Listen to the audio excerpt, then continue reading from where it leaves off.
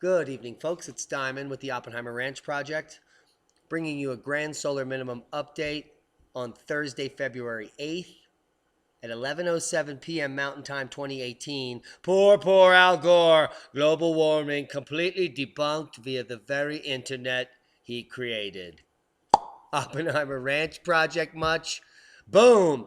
Just as we predicted, the Dow Industrials dropped 1,033 points, sinking to a correction territory. Inflation is going to be happening shortly. It's not the only market that's failing. Empty Whole Foods market store shelves anger shoppers.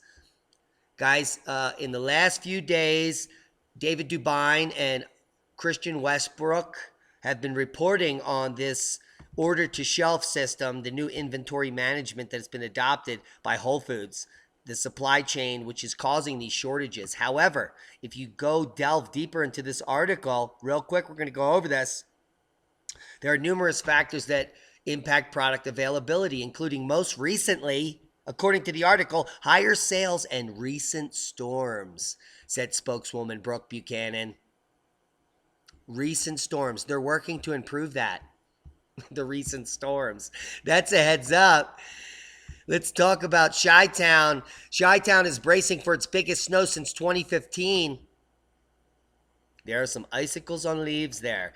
Chicago commuters, there is no other way to put this. Your drive tomorrow morning is going to be a bear. The first part of the narrow band of heavy snow will arrive now. The third largest city is going to get snow all day tomorrow. 8 to 14 inches predicted by late Friday. Travel will be very difficult to impossible at times, including during the morning commute. The National Weather Service said, winter storm warning. 8 to 14 inches in Chi-Town, Joliet, Gary, Indiana. Boom. Fast-moving Arctic storm brings plunging Montana temps and record seasonal snowfall totals. A fast-moving Arctic cold front swept into central Montana Thursday, bringing with it dramatic drop in temperatures. We're talking 30-degree drop within an hour with flash freeze conditions. Into the teens from 46. That causes car accidents galore. Some areas extending south of Wolf Creek Canyon along Interstate 15 were reporting wind gusts to 30, which will push you right off of a frozen road. In addition to the flash freeze in the next couple of hours, we're talking some snow. Frostbite, minus 20 below, can happen in 30 minutes. According to this article, it's going to be cold up there. 2 to 5 inches, 8 to 16 in the mountains by tomorrow. Heads up, Montana. Good ski day. Great Lakes snow will add to the record-breaking season. Of course it will. You know, global warming.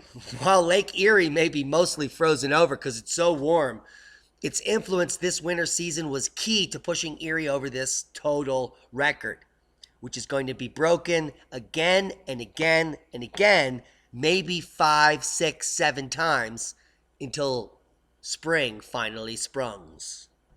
And that is a boom. Because I don't know how spring sprungs, but we said it. Heaviest snowfall since 1986 gridlocks Paris. 460 miles in euros. That's 740 kilometers of traffic jams. And that is a boom and a heads up of the plant protectant kind. Oh my God. What did he just say? A rare heavy snowfall hit French capital on Tuesday and Wednesday, February 7th, causing record traffic jams, delaying trains and flights, and bringing its bus network to a standstill. With temperatures dropping as low as negative 10 C, weather authorities warn that snow could turn into extremely dangerous ice sheets. Oh my God, didn't we just see that in Montana? Another round of snow is expected Friday, followed by another temperature drop on Sunday. What's happening? I'll tell you what's happening. It's getting cold. Warnings issued as sudden stratospheric warming threatens Europe with a big freeze and tons of crazy colors, including chartreuse, one of my favorite, and this indigo, which is fabulous and blue. Here's a negative 68. I have no idea what that means, but that looks cold. Weather models are suggesting a very high probability of a rare North Pole weather phenomenon called sudden stratospheric warming. Now, guys, SSW happens above 6 miles up at the stratospheric tropospheric boundary. We go up above into the upper area where all the geoengineering is happening, and it's going to be really warm up there at the end of February. And that's a rare event. And what that does is it kicks the jet stream's arse, and it causes it to be perturbed. It's a big word, I know. You could Google it. But the perturbation of the jet stream could cause a temperature anomaly, which has been experienced before during a solar minimum recently. Now, there's a clear indication that an imminent split in the polar vortex, currently located over central West Greenland, the main center will drift to the Canadian plains while a new area will form over northern Russia. The Weather Channel forecaster Dave Reynolds said this will drift towards the Caspian Sea, then westward across the Mediterranean, Iberia, and out the near Atlantic during the next 2 weeks, weakening as it does so. The polar vortex is expected to split right now and will become well developed in 2 days. And this is totally trippy, because the U.S. is upside down and sideways. And look at this, man. So this temperature anomaly, this is the stratospheric warming we're talking about, is actually going to be cold at the surface. I know it's hard to understand, but come and watch this. You're going to get links to all this, and let's just discuss what's happening. It's going to be the coldest it's been since 2010, and we're repeating a similar portion of the cycle. So here at the solar minimum of 23 and 24, I'm making a little circle, we're in the solar minimum of 24, 25. Now, we still have several more, at least 1 year, maybe 2 years, more descent into the cusp here. So we're experiencing the same minimum levels here 2 years early. Now, what that means for you in UK, in Europe, is this pattern is going to get worse as the years come. So heads up, of the plant protectant kind. And that's incorporated. So we might get sued. 7 die in record snow. Public road services remain crippled in Japan. Off the Sea of Japan here, we've been reporting on this every night because we have direct connections there in the country. Thank you, Master Shannon. 7 people killed in snow-related accidents, at least 34 injured in related mishaps. Whoops. As record snowfall keep traffic at a standstill across much of Hokkaido region in northwestern Japan. Ground self-defense, that's the military, are still trying to free trapped motorists February 8th on a stretch of National Route 8, which we reported on yesterday in Fukui Prefecture, which means people have been stranded in their vehicles for up to 72 hours. 72 hours. Do you know how many people in America would survive that long in a car? None. Well, maybe me. As of 9 a.m., the military transport estimated 310 trucks and cars remain stranded on the road. 1,400 or more vehicles got stuck 3 days ago when we reported on it, creating a line that stretched 20 kilometers, which is like 7 miles. And they were forced to spend the night in their vehicles.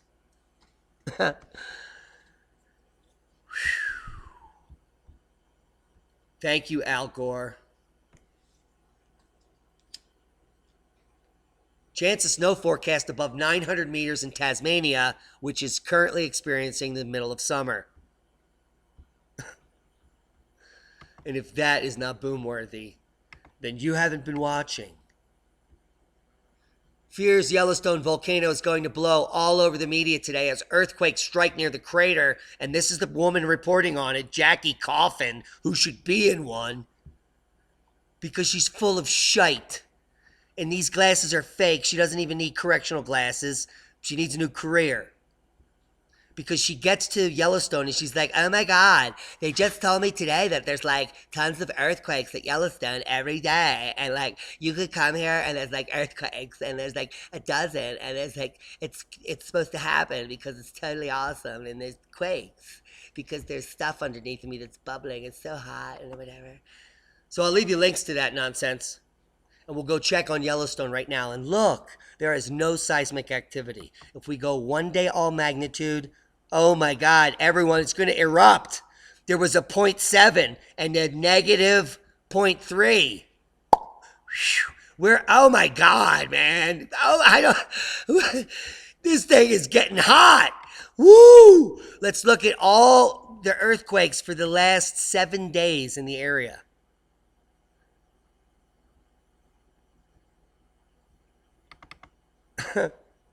Okay, this is less than normal activity. So there is no evidence that Yellowstone's doing anything but quieting down. So if anyone else that you're watching is feeding you fear and nonsense about an uptick and this is going to blow, they do not know what they're talking about. There is no human on the earth that knows that there's magma moving in anywhere in this region. What everyone knows is that there is geyser activity where there is huge vacuous regions that get filled and ejected every day, every week, and every month in this area. And so the seismic activity is natural and expected in a hydrothermal region like Yellowstone. So what we would want to see is 10 or 20 earthquakes a day between 0.5 and 1.5, which is what we're seeing. So the fear mongering is not necessary. When we see an uptick there, it'll be severe and we will know it. There's no slowing down for Mayon, however, according to Phivolcs. And this is true. Mayon volcano has ejected lava fountains at least 35 times over the last day. 35 more lava fountains, and that means it's increasing in intensity. Since Wednesday noon, 35 lava fountain events, Phivolcs said, discrete episodes lasting 9 to 233 minutes. That's hours. Were hours of lava fountaining. They were accompanied by rumbling sounds we talked about yesterday, audible beyond 10 kilometers from the volcano summit, which has got to be totally insane if you're there. Also observed were incandescent lava fountains 150 meters high, which generated steam-laden plumes that rose 800 meters from the summit before drifting northeast. Get out of Dodge. Coming out today, Philippines Mayon Volcano Hazard Profile. It's an excellent PDF. If you live in the area, I'll leave you links to this. You should print it. It gives you the pyroclastic flow hazards, lahar hazard, ashfall hazard, lava fountain hazard, and so on and so forth. So this is where your flesh burns off, and this is where your family gets buried, and so on. So I'll leave you links to that PDF so you can see your imminent death coming. Or you could just leave that region. There's good reason not to be in Indonesia or anywhere near there because that's where all grand solar minimums intensify. The intensification happens in the Indonesia region, which means that there are typically dozens of major volcanic eruptions during the grand solar minimum period. So in the coming years, Indonesia is going to light on fire. Why do we know this? Because it's happening right now, which is why we started reporting in June and we started daily updates. Because the temperature on the planet started to drop and the volcanic uptick started at the same time as the cosmic ray flux increased. And here we have Aoba adding to the list, clearly re-erupting as we speak. Mayon has 3 listed eruptions in the last 24 hours on Volcano Discovery, as well as Ducono, Reventador, Gadaminsk. Ibico is becoming very active. And one volcano was actually downgraded today. So we have several awakening while one is being downgraded a level. So that's good news. Now let's talk about 5 active volcanoes on my Asian Pacific Ring of Fire watch list right now. This guy's a badass. I love that little dinghy or whatever it's called. In Indonesia, more than 197 million people are totally fluxed. And that is where the most deaths are going to occur in the next 10 years. And that's unfortunate, but that's the truth. It's not a prediction, folks. This is true data analysis. I'll leave you links to this. It shows you all the most active deadly volcanoes that are probably going to affect that area, including Agum with awesome video, Sinabung, which has been erupting as recently as 72 hours ago in large fashion, Mayon, which only recently started erupting, Kadavar, which just recently awoken and is a subsurface volcano that could cause massive catastrophic evaporation of seawater if it had a major event, and it probably will. And we have Katsatsu Shirane-san in Honshu, Japan, which we reported on, where 2 to 5 ton boulders were being rained down on skiers, which they called a landslide. So I'll leave you links to this nonsense, but it's pretty good coverage on 5 active volcanoes on my Asian Pacific list. And that's John Stewart. Boom! Because we don't get any better than that. I mean, heads up, Plant Protectant Inc. The sun is growing colder. Yes, we know it. That's an awesome picture. I'll leave you links to this New York Post article. By 2050, our sun is expected to be unusually cool, and we have some amazing data that we're going to share with you tonight. They're still talking about nuclear fusion and all other nonsense. It's so amazing how embarrassing science is these days. And we're about to go to one of the best science conferences in the country these days. We're going to be talking about it shortly. Here's the daily solar wind at Soho, coming from solin.info. You can also find this at spaceweathernews.com. Thanks to Ben Davidson.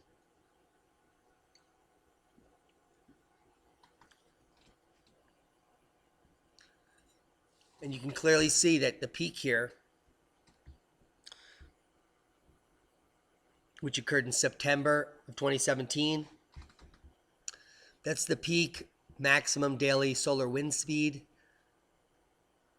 probably for the last several years. And you could see a clear downtrend into almost complete shutdown mode here. So what we're seeing is the plasma density coming off of the sun completely waning to almost nil, and the solar wind speed, as the work of Rolf Wishy, Ben Davidson, Adapt 2030, and obviously us, we're all predicting that this solar wind is going to come to zero somewhere out here in 2032. That's a far estimate. But we can clearly see this trend and then of an alarming shutting down just in the last few months. So that's the facts. And let's come over to SOLARHAM to check out our Sunspot. Now, 2699 active region is now calming down, and that's expected because any of these active spots, when they become directly Earth-facing, they become quiet. Now, we were predicting that there would be an uptick here, and so it has actually been quieting as other spots have done. So here's our C8.1 that we reported on last night, and then as that sun-diving comet came in today, which I'm sure you all saw on Suspicious Observers, it created a flurry of B flares, which is now waned off to almost nothing. And we're in this small event currently. So as that spot turned towards Earth, the magnetic complexity changed. And now it's becoming more simple. And I'm going to go show you that by a quick diagnosis that we're going to make on the spot. So we click on the sun, the blank solar minimum sun here. We click on active region 2699. And that's going to take us to a sunspot diagnosis page where we can see intensity, magnetogram, the A1A, which is 171 angstroms, and the composite. And you can see that the intensity is definitely quieting here. It's waning here, and then the complexity is waning. There was more red just when I started the video here in between the blues, and now the red is disappearing. So the positive and negative is becoming split. This is at beta gamma DAI, and it still says C flare potential at 40 and M at 15. But this is going to change tomorrow to probably 30 and 5. So this spot is decaying. It's becoming simpler, and it probably will not flare above C as it faces us. But we'll watch it because anything can happen. We don't know everything. In fact, the most important thing I know is that I don't know anything. I do know that the rise and fall of catastrophic anthropogenic global warming is explained excellent in this article. So on January 8th, Ross Pomeroy published in Real Clear Science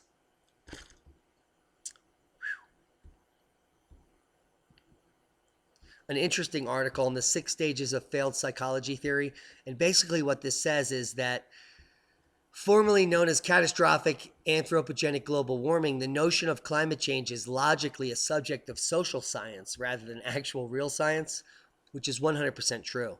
Climate change is a double abstraction. It refers to the derivative in our expectations of weather. Thus, studies of climate change are properly a branch of environmental sociology. And we'll get right to it with this amazing graphic. As social psychology theory, catastrophic anthropogenic global warming climate change bundles together 3 interdependent assertions. And if we take global warming up here as the stool pigeon, it claims that man makes Earth warmer, which is unprovable. And if you're trying to make that claim on CO2 and you look into the geologic past, this is the lowest CO2 has ever been. So man making it get increasing CO2 would only make plant growth better on the planet, which we need because monoculture and GMOs have killed the planet. There's no soil, so we need more CO2. So man making Earth warmer is good if that was true, but it's not. The sun makes the Earth warmer. So the second ridiculous clause is that warming is dangerous. It's not. We just discussed it. CO2 is plant food. A warmer Earth in geologic past is when the most biodiversity occurred. The dinosaurs, it was warm. When the first plants came on Earth, it was warm. When amphibians first came out of water in the Devonian, it was warm. Much warmer than today. Tens of degrees. And the most ridiculous third part of climate change is the government can stop it.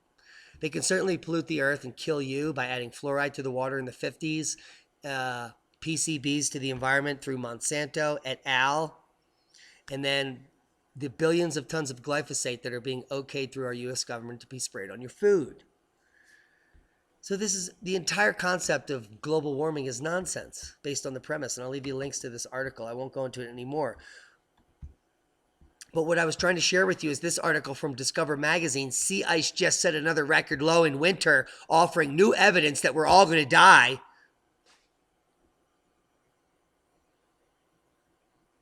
And if you click on the link,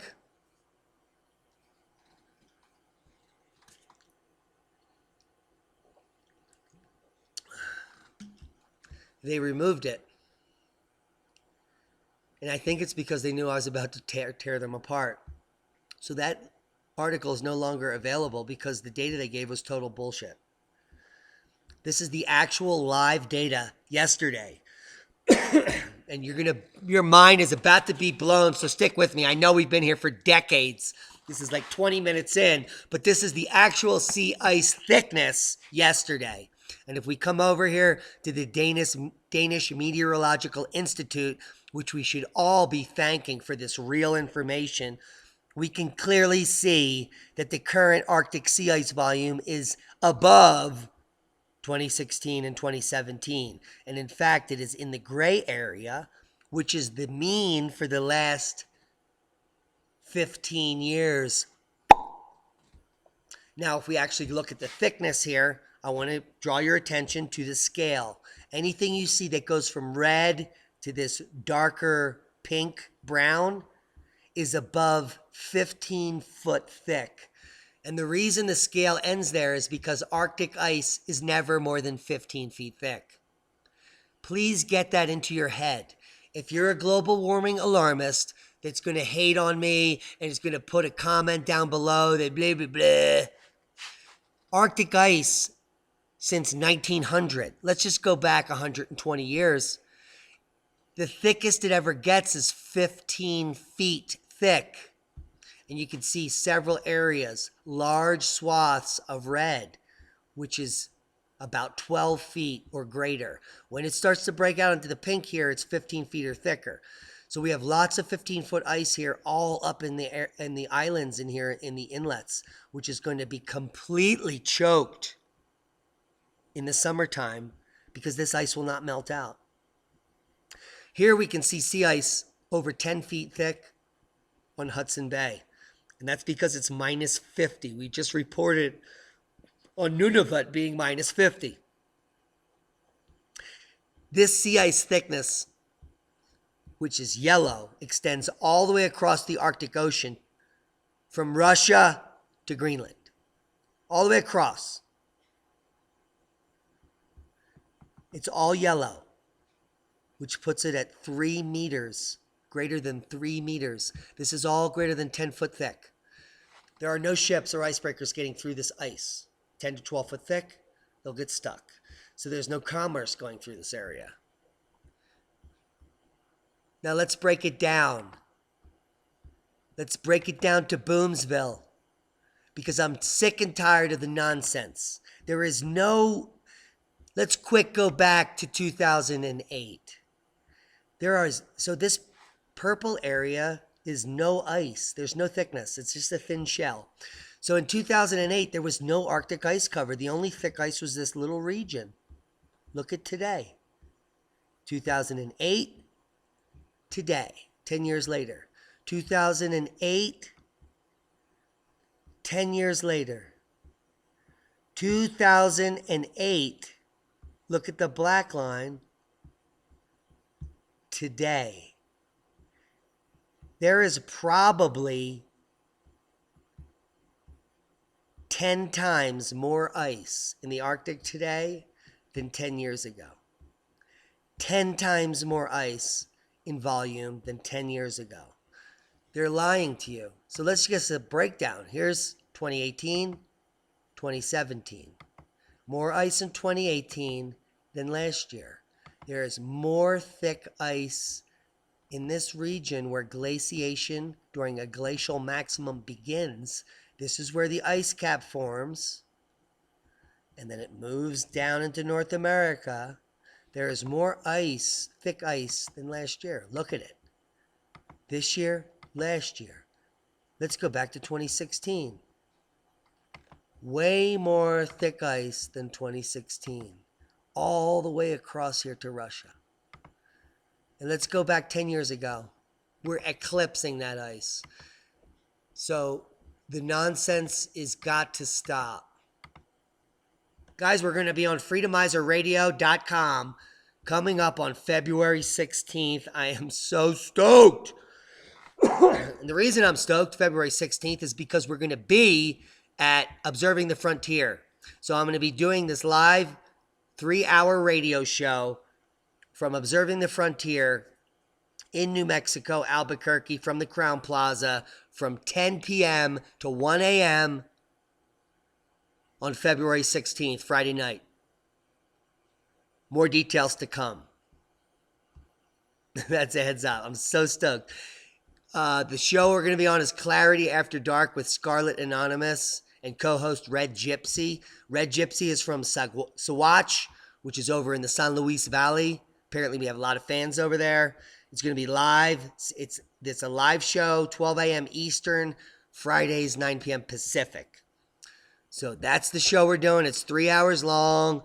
Maybe we'll get Ben Davidson to chime in, but I think that Christian Westbrook is going to call in. So it's going to be totally awesome. We're going to be reporting on what we're talking about in general. I don't know how she's going to organize the show, but we're also going to be talking about cycles. We're going to be talking about the impending grand minimum that we're entering, the predictions, the drop-off, the volcanic activity. We're going to be talking about the mainstream CMIP6 model and how the anthropogenic global warming model, when it gets thrown out, shows a very dangerous and deadly future for all of humanity, and no one in the mainstream is reporting on it. Look at cycle 30 here. I mean, this is unprecedented, and that's not happening until 2080. So we need to be informing the public. and the masses about what's actually happening. We also need to be working on simple solutions about how to survive and thrive in the future, guys. Simple small lean-to on the side of your house with some blankets and some see-through polycarbonate. You can grow hundreds of pounds of food in an object like this drawing. And we really need to think outside of the box about all structures we are building for living in, for our family. A structure like this can cost less than $5,000 to build, and it can cost, you can build it in an area that gets minus 30 degrees and it requires almost no heat input. But you have to know what you're doing and how to utilize passive heat and store it in the ground. Guys, I hope you got something out of the video. Please share this with like-minded people. There's a lot to learn and a lot to know. If you keep following us, you'll be better informed to survive and thrive in the days that come. And we've just seen with the stock market that anything can happen in an instant. So start preparing now. Be safe.